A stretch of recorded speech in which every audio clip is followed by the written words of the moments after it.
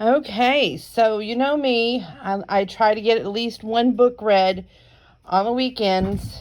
This is my weekend off. I should be able to get at least two books read, right? But anyway, we're going to do the best I can tonight. We're going to read this book to you. It's a Scholastic book.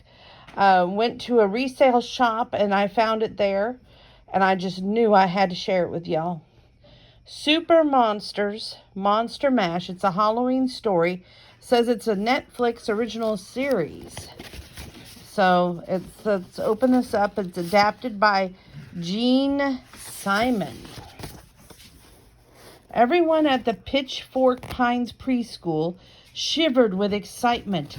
The super monsters were throwing a spooktacular Halloween carnival for the whole town.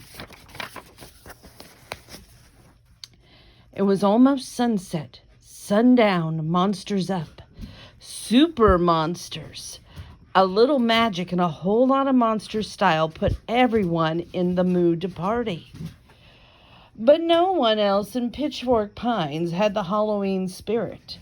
Where were the decorations and the costumes, the candy and the spooky tricks? The super monsters knew what they had to do. Use their powers to save Halloween. Decorations came. First, Drac made some petrifying clay bats. Katira perfectly constructed pretty paper cats. Meow. They're not nearly as handsome as you, Katira told her cat hen. Cleo wove some super glittery spider webs. Spike and Lobo worked together to make floaty ghosts. Zoe was in charge of the jack-o'-lanterns, and Frankie got some terrifying tunes ready to go. Everyone loved to dance to the Monster Mash.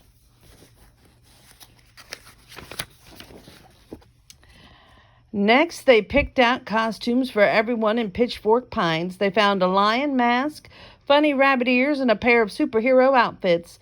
And Spike spotted the perfect pirate costume for their friend Albert.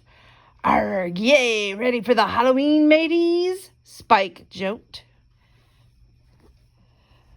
Titan the super monsters delivered their Halloween surprises around town. Katira cast the perfect spell at every house on every block, let doorbells ring and knockers knock. Soon everyone was filled with a Halloween spirit. Everyone except Albert. "I'm afraid of Halloween," he told Super Monsters. "It's way too scary for me." "But you have to come to the carnival," said Drac. "It's going to be fantastic." "There are going to be treats and games, treats and crafts and treats," said Spike. "Do you promise it won't be scary?" Albert asked shyly. The super monsters nodded. Albert agreed to give the carnival a try.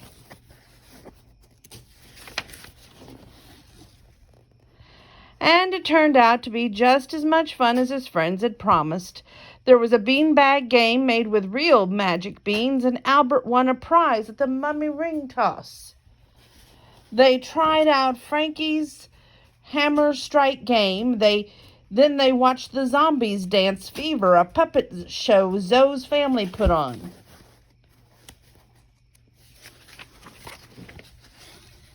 Albert was nervous about exploring the hay maze with Lobo, who knew what waited around every corner. When an eerie blue glow surprised him, Albert dove behind a haystack. It was only Zoe walking through the maze as well. "Sorry I scared you, Albert," she said. "Zombie liked mazes, but they did them a little differently than people." And it turned out Albert liked mazes too, especially with his friends by his side. "Let's go, Drac, haunted classroom next," Frankie suggested. Everyone but promised Albert it would be fun and not too scary, but any scary was too scary for Albert. Super Monsters explained the haunted classroom was just make-believe. They hoped Albert would be brave enough to try it out. Okay, Albert finally agreed. I'll do it if you stay next to me.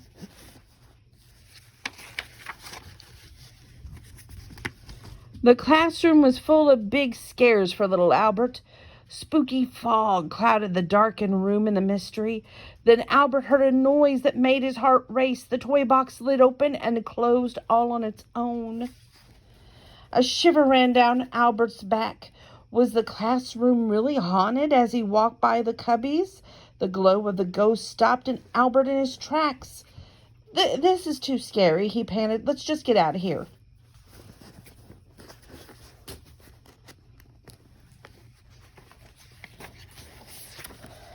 Sorry, kids. Having a time opening this page. Here we go.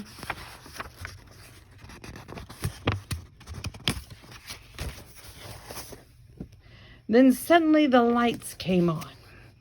The classroom wasn't really haunted. A few tricks had just made it seem that way. I'll show you how the tricks work, said Drac. Spike's mother made the fog with her dragon clouds. Almost invisible strings opened and closed the toy box lid. Hidden lights made the ghost in the cubbies.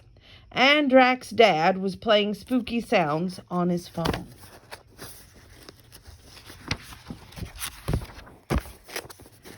I think I can understand why people like Halloween, Albert said. And now he knew that everything worked. He wanted to try the haunted classroom again in the dark. Albert even created a scare of his own. He crept up behind Frankie and boo!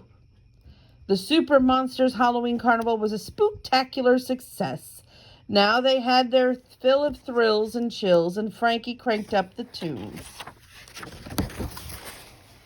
Everyone busted out the creepiest dance moves. Frankie smiled and shouted, "Best Halloween ever!" It seemed like everyone in Pitchfork Pines had finally found their Halloween spirit. Have you? And it looks like there was a mask of some sort. Some kid probably took advantage of that, the previous owner.